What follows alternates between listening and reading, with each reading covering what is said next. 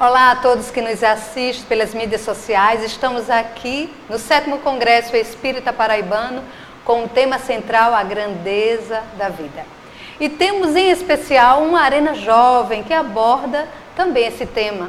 E, com certeza, o nosso querido Adailson Salles, que é escritor, espírita, palestrante e que traz muitas informações aos nossos jovens. Seja bem-vindo, Adailson. Obrigado, eu que agradeço. É uma alegria participar do 7º Congresso e poder trabalhar junto a esse público um tema tão instigante e tão desafiador como a grandeza da vida. Verdade. Nós sabemos que a doutrina, né, Adailson, nos mostra a grandiosidade que é este planeta, a grandiosidade que é a preparação deste planeta, como tudo foi construído para que a gente pudesse ter um desenvolvimento. E nós temos aí toda uma história, né, das nossas vidas, e os nossos jovens que chegam hoje, que reencarnaram há pouco tempo, vamos dizer assim, chegaram numa época em que houve um grande boom da tecnologia. Desenvolvimento tecnológico está aí a todos. As crianças, praticamente os bebês já sabem mexer, né, nos celulares, nos meios de tecnologia. E diante dessa importância do avanço tecnológico, como tratar com o jovem da simplicidade da vida, da grandeza da vida, com tanto avanço tecnológico que os atrai demais para esse caminho? Bom, nós vivemos tempos verdadeiramente revolucionários. Esse momento da história da humanidade merece da nossa parte, daqueles que se preocupam com o jovem, um estudo sociológico acerca do comportamento humano que vem se transformando à medida que a tecnologia vai sendo desenvolvida. Não existe hoje um único jovem que não tenha contato com celular, smartphone, com tablets, que participe de alguma rede social. E é evidente que com isso todos nós somos influenciados por essas mídias, pelas tecnologias que nos proporcionam novos tipos de relacionamentos. Antigamente nós nos comunicávamos por telefone e por cartas. Hoje a comunicação é instantânea através de aplicativos. E é claro que o relacionamento com os jovens se conectando com outros jovens de qualquer parte do mundo, do planeta, ocorre de maneira instantânea.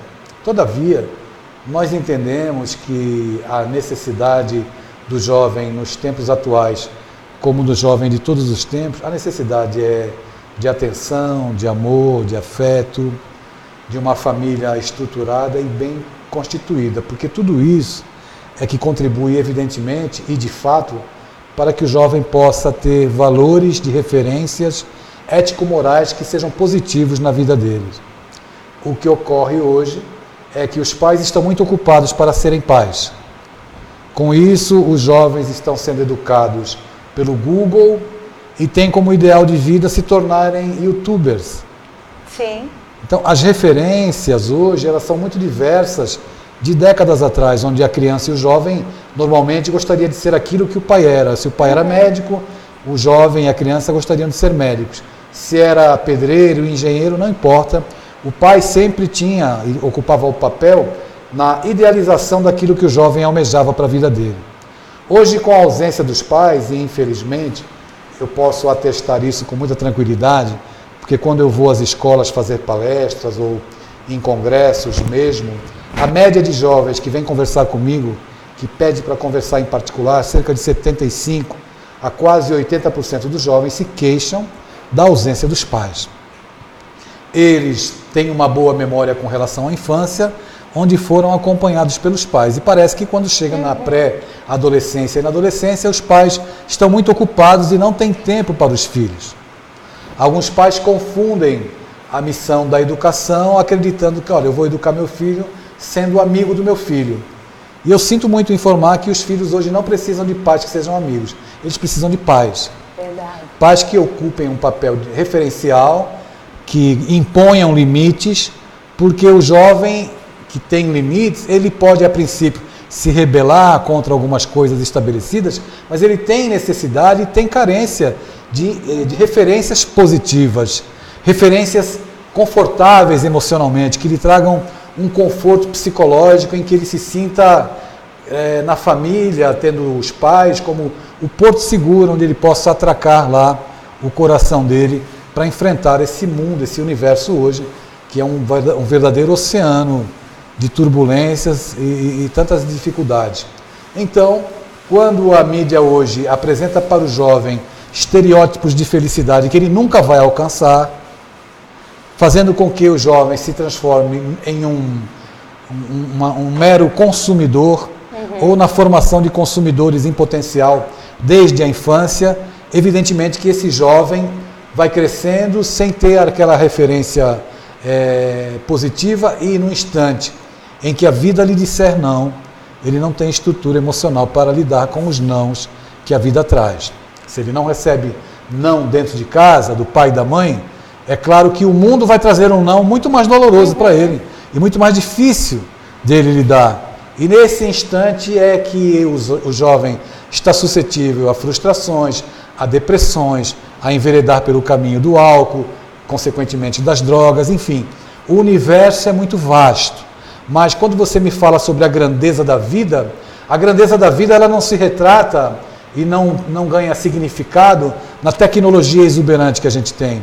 A grandeza da vida ganha significado e se mostra grande e exuberante, uma vida com sentimento, repleta de coisas simples, onde nós possamos experimentar os verdadeiros tesouros da vida, que são os relacionamentos humanos.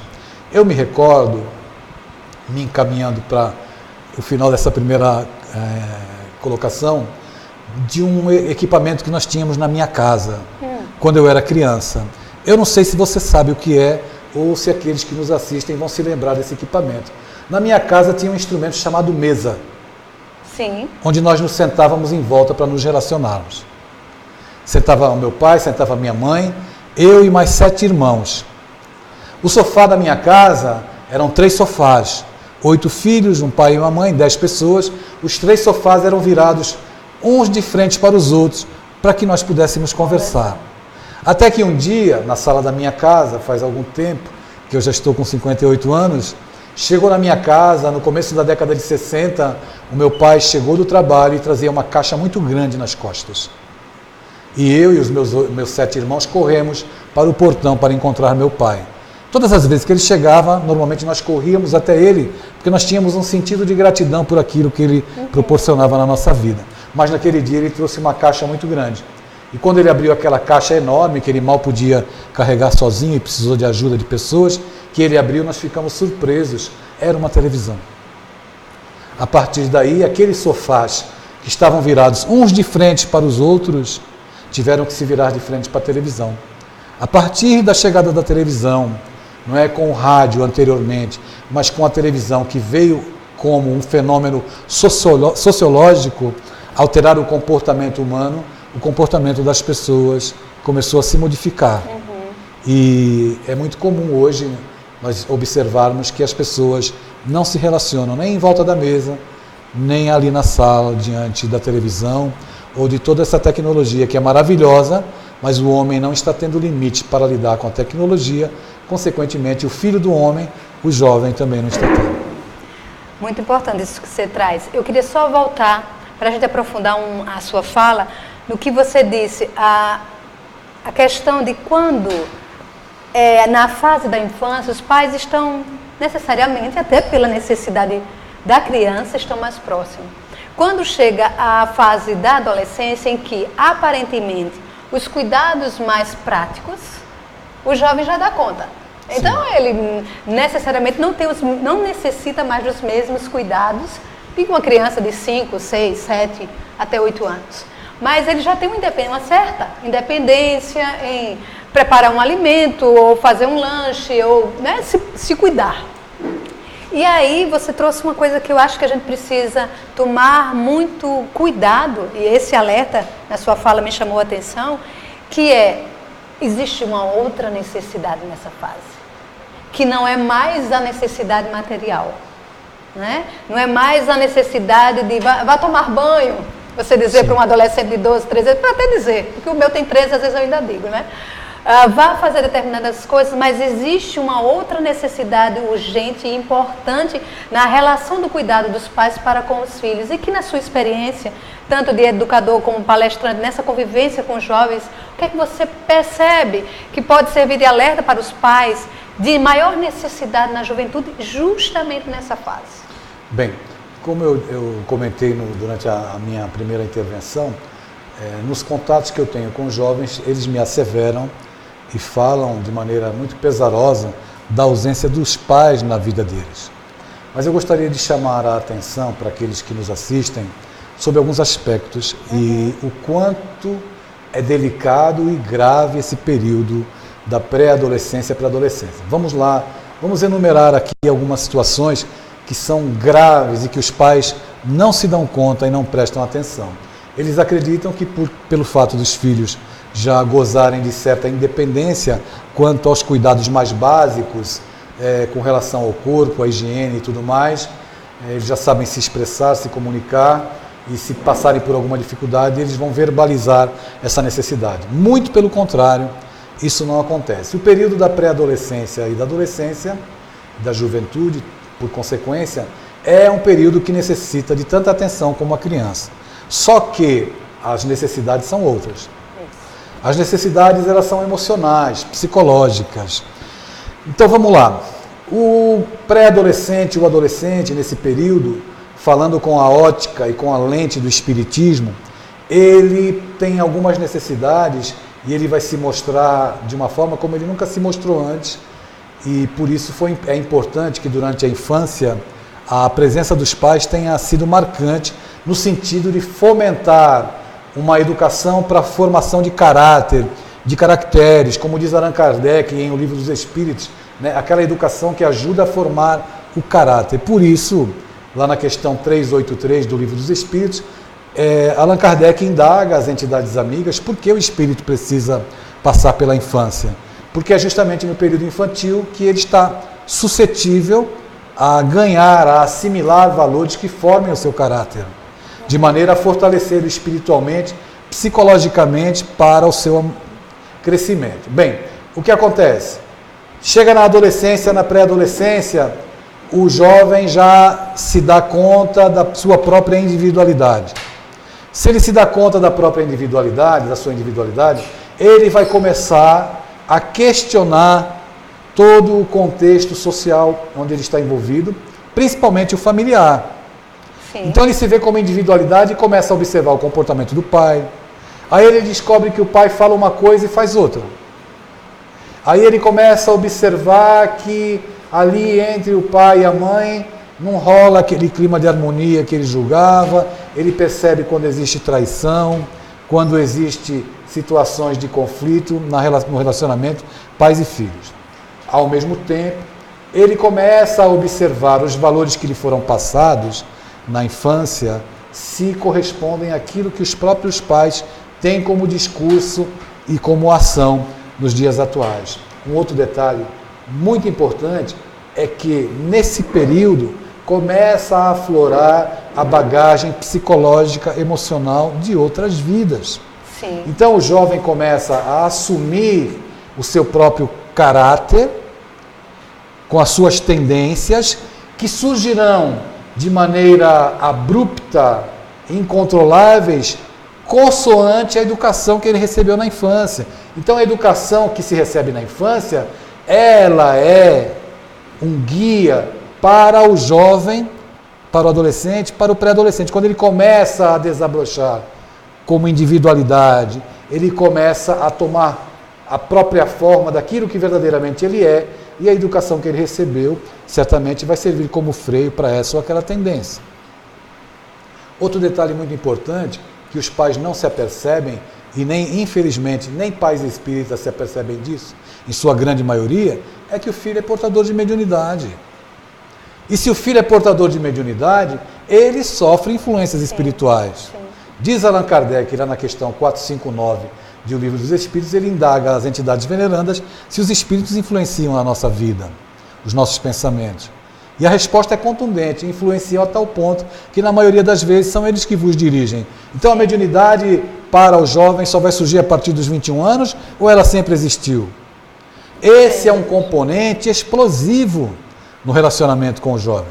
Mediunidade, a educação na infância, o surgimento do espírito como individualidade, todo esse caldo, mais o meio em que ele está situado, mais as propostas de felicidade ilusórias que a sociedade apresenta nos dias de hoje. Os estereótipos que são apresentados para o jovem que é negro, que vê num garoto loiro de olhos azuis o estereótipo do sucesso. Mas eu não tenho olhos azuis e nem sou loiro. Será que eu vou ser feliz como aquele que aparece na novela? Será que porque uma jovem em condição de dúvidas e conflitos sexuais, será que isso não é isso que eu estou sentindo? Ou seja, está havendo uma confusão tal na ordem social, na maneira de educarmos os nossos filhos, que muitos deles ficam à deriva. Muitos se acreditam homoafetivos e não são homoafetivos. Sim. Porque existe uma confusão no sentido de que não há uma referência, alguém que lhes norteie o caminho, alguém que lhes aponte a direção, porque os pais estão ocupados. E aí falta o diálogo muitas vezes, não é? Na maioria das vezes, os pais falam, mas não conversam. Sim. E aí a gente observa o número grande de suicídios, de fragilidades psicológicas, de jovens sem base estrutural emocional nenhuma, e na hora em que a vida vem, de maneira mais contundente, a frustrar o sonho dos jovens, ele não consegue lidar com essas frustrações. Por isso, eu volto a dizer que a grandeza da vida se encontra na união da família, por exemplo. Que a grandeza da vida se encontra na possibilidade de nós termos horas, momentos ao lado dos nossos filhos. A grandeza da vida se encontra na possibilidade de eu acompanhar a vida do meu filho na escola, que tipo de mídia ele está acessando, porque qualquer criança hoje acessa conteúdo pornográfico no smartphone. Qualquer jovem hoje pede drogas delivery pelo celular. Então iludem-se aqueles que acreditam que dando uma formação acadêmica para o seu filho, estarão garantindo que ele nunca se envolva com drogas ou que ele nunca se suicide.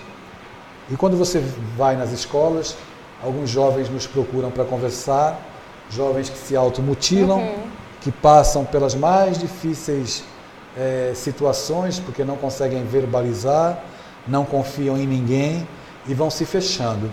E a vida virtual é uma rota de fuga para aqueles que querem se esconder da vida real. Isso é muito importante a gente ter cuidado, porque o que é que nós vemos muitas vezes os pais dizerem, não, meu filho está no quarto. Né? Está no quarto, está seguro, está dentro de casa. Mas esse quarto é um verdadeiro mundo. Você, nessa sua fala da importância da comunicação com os pais, às vezes os pais não sabem o que os filhos veem, o que assistem, e qual a influência, eu acho que esse é um ponto importante, qual a influência que esse não cuidado pode trazer ao jovem que passa horas nas mídias sociais, horas na internet. Veja, o fenômeno das mídias sociais, da tecnologia como ela se coloca hoje, a tendência, isso é irreversível. Isso não vai mudar. Mas nós, como pais e como educadores, precisamos nos adaptar a essa realidade. Então, como nós fazíamos antigamente, de acompanhar os nossos filhos até a porta da escola, nós precisamos continuar acompanhando os nossos filhos, mas de uma outra maneira. Precisamos estabelecer uma relação com os nossos filhos, uma relação participativa. Os pais precisam participar da vida dos filhos, mas não no sentido de levarem a receita de bolo pronta e a receita de felicidade que eles acham, não é, na visão deles, que o filho queira ter. Nós precisamos ouvir o coração dos nossos filhos, estar atentos naquilo que eles falam, naquilo que eles fazem, porque eles dão sinais. Sim. Eles dão sinais muito claros daquilo que eles querem, daquilo que lhes toca ao coração. O que nós não podemos aceitar é que muitos pais se afastem e entendam que, pelo fato do filho estar dentro do quarto, ele está protegido. Se o seu filho está dentro do quarto, alimentado, bem vestido, mas está em companhia de um smartphone, ele não está sozinho, ele está com o mundo. Ele pode aprender a construir bombas, ele pode pedir drogas delivery, ele pode assistir conteúdo pornográfico, ele pode ter acesso a tudo.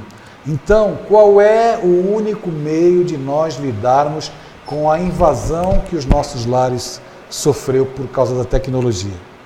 A única maneira de se conseguir lidar com essa situação e com essa invasão tecnológica é através da educação. Qual é a educação? A educação acadêmica? Claro que não. A educação acadêmica tem que ser o espaço e sempre vai ter, mas uma educação que espiritualize, que dê sentido à vida dos nossos filhos, para que eles possam se fortalecer psicologicamente, emocionalmente, espiritualmente, para que eles possam perceber a grandeza da vida. A grandeza da vida não está nos jogos eletrônicos. Por que os jovens adoram jogos eletrônicos? Porque dá prazer. E você, inclusive, fez um livro trazendo essa temática, não é, Deus? Sim, nós lançamos um livro com o título de Game Over, onde os amigos da espiritualidade trazem para nós e abordam o contexto dos vícios cibernéticos, através de jogos, da permanência demorada na vida virtual, dos riscos de suicídio. Então o livro é muito abrangente.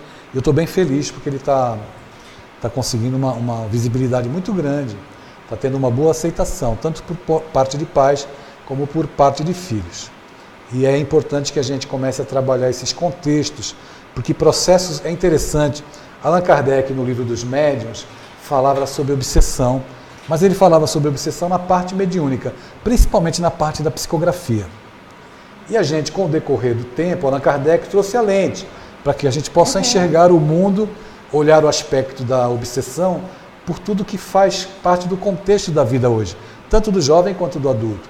E é claro que os jogos eletrônicos, os vícios cibernéticos, eles abrem uma nova porta e uma compreensão de que processos obsessivos coletivos, como a Baleia Azul, porque a Baleia Azul foi um processo obsessivo coletivo, onde o espírito Luiz Sérgio, estudando o perfil de todos os jovens que participavam do Baleia Azul, todos tinham o mesmo perfil, famílias desagregadas e pais ausentes. Ou seja, aqueles que não têm limites para lidar com a vida virtual, estão fragilizados emocionalmente, porque não tem regras. Começa a jogar videogame na sexta-noite, para no sábado de manhã, dorme durante o dia, volta a jogar, vira à noite, passa pelo processo de desenvolvimento do monoideísmo, que é a ideia fixa, como fala muito bem André Luiz nas suas obras psicografadas pelo Chico, O Mundo Espiritual. E ali o jovem fica com o seu senso, a sua percepção obliterada. Tanto é, se você deixar um jovem jogando videogame algumas horas, chama ele para almoçar ou para jantar. Você vai chamar 10 vezes, ele não vai te ouvir. Você tem que ir lá acordar ele daquele processo de monoideísmo desenvolvido para que ele volte a si. Vamos deixar claro aqui que não existe nada contra o videogame, que é muito bom. Não existe nada contra as mídias sociais, que são excelentes. Não existe nada contra o smartphone. O grande problema é a ausência dos pais, que não querem ser pais, que não assumem a sua responsabilidade de presença na vida dos filhos e não impõem limites para os filhos. Porque nós podemos ter hora para jogar videogame, hora para estar nas mídias sociais, para jogar bola, para namorar, para beijar na boca, para fazer tudo. Com certeza. Mas existe uma ausência de referências limítrofes no relacionamento humano, que as pessoas se perdem e experimentam fugas espetaculares através das mídias sociais, das redes sociais e de todas essas coisas que dão muito prazer. A gente permanece porque dá prazer. Eu fui fazer uma palestra numa cidade em outro estado do Brasil, que eu não vou citar o nome, e durante a minha fala, uma pessoa estava com o celular junto com uma criança e tudo que ela via no celular ela mostrava para a criança durante a palestra. E as duas riam. Então, em determinado momento, eu parei a palestra e fiquei olhando para ela e indaguei se Deus ia se comunicar pelo WhatsApp ou pelo Facebook. Ou seja, existe uma falta de compreensão, de limites e também de educação. E isso não ocorreu só lá. Em outra cidade, aqui do Nordeste, onde eu estive, aconteceu a mesma coisa. Durante toda a palestra, uma moça permaneceu conectada, teclando no celular. Ou seja, as pessoas não estão perdendo a noção, estão viciadas. Quando a gente fala de vício cibernético, isso é uma realidade. Existe tratamento para pessoas viciadas em sexo, viciadas em álcool, viciadas em jogos. E agora nós vamos ter que cuidar também das pessoas que têm vícios cibernéticos. Eu estava lembrando, você falando do seu livro, e o ano passado, né, uma jovem que não era espírita, passando por um processo na escola, né, de muita dificuldade a ponto de quase ser reprovada, por várias circunstâncias. E eu lembrei do seu livro, Ainda Há Esperança, porque ela fez uma mudança de escola e entrou numa depressão muito forte, com muitas influências. E a gente foi, os pais nos pediram um auxílio, uma ajuda, como a gente poderia, eles também não eram espíritas. E de imediato me veio o seu livro, porque o próprio título já nos traz uma sensação. Um alento. Um alento, perfeito, um alento. E era isso que aqueles pais estavam completamente angustiados e querendo. E quando ela viu o livro, né, começou a ler e ficou encantada. Então, como essa tipo de trabalho que você faz direcionado ao jovem é importantíssimo. Como os jovens precisam de uma literatura de qualidade, uma literatura que possa abrir, inclusive, esse olhar para o mundo espiritual, não é? E hoje essa jovem está muito mais revigorada, mais fortalecida, né? E o seu livro foi de extrema importância nesse processo dela entender o que é que ela sentia. Eu me lembrei disso também quando você falou da questão da mediunidade. Que ela começou a trazer uma expressão que os pais não reconheciam. Que comportamento aquela filha tão doce, tão amável, de repente estava numa mudança de humor que assustava.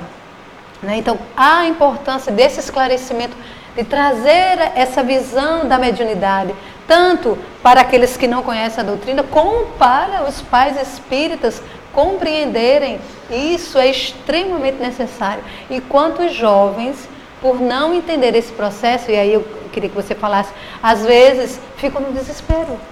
Veja, mediunidade não é algo que se estabelece a partir dos 21 anos, como a gente comentou há pouco. A mediunidade é uma condição orgânica, né?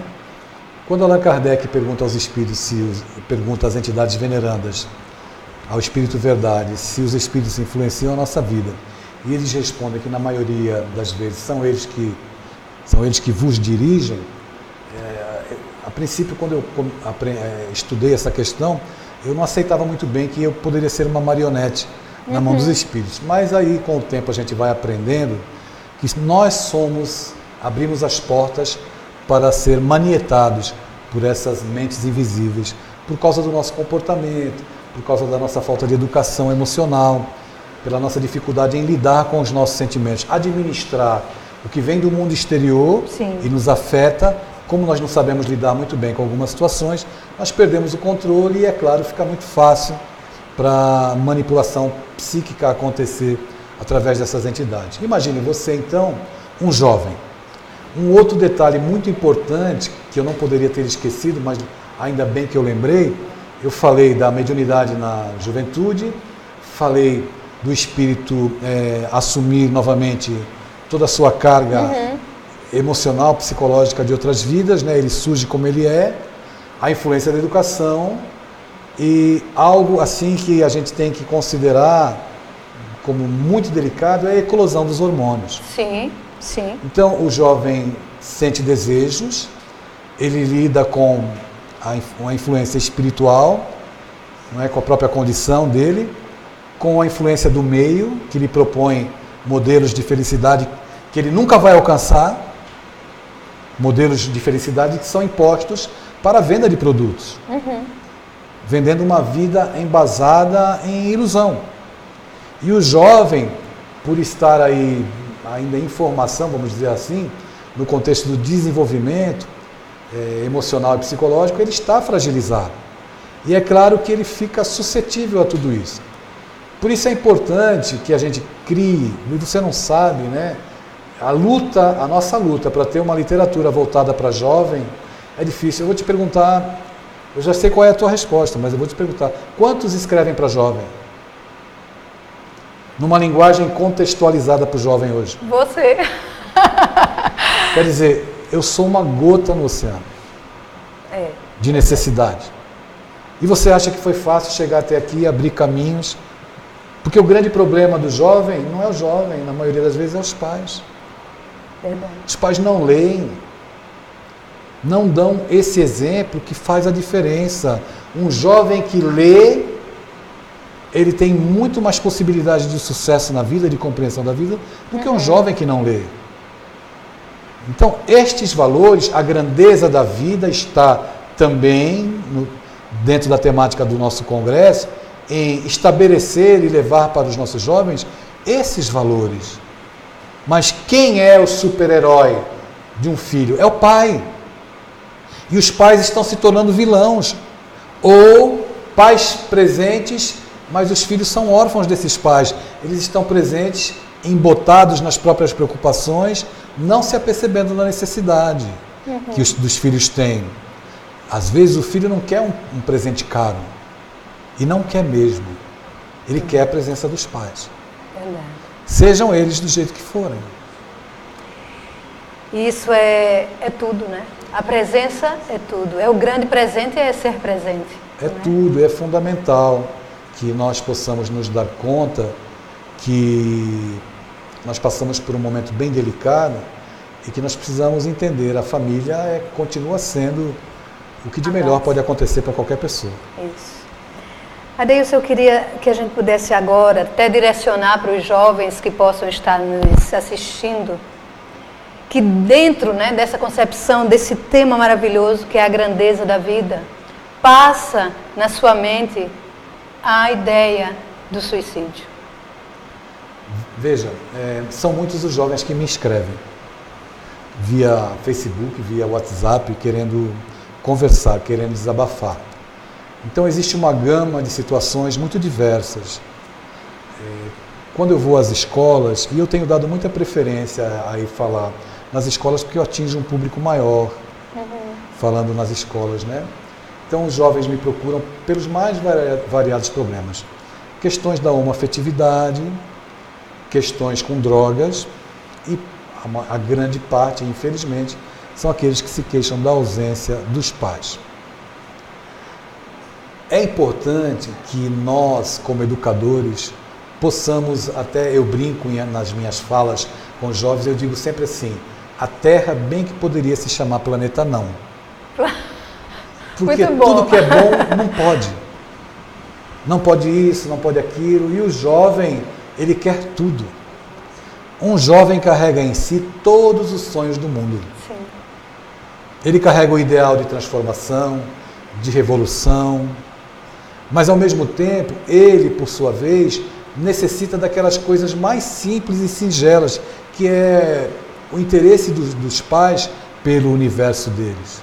Não importa se o pai quer acompanhar o filho na escola e ele para aqui o carro uma quadra antes para que eu vá andando para não pagar o mico. Mas eu tenho certeza que ele adora que o pai participe da vida dele, esteja interessado e integrado na vida dele. Então, se você, jovem que está nos assistindo, estiver passando por um momento de frustração, de dificuldade, se você tem alguma queixa, como alguns jovens já vieram se queixar dos próprios pais, eu gostaria de te lembrar que o seu papai e a sua mamãe também são aprendizes.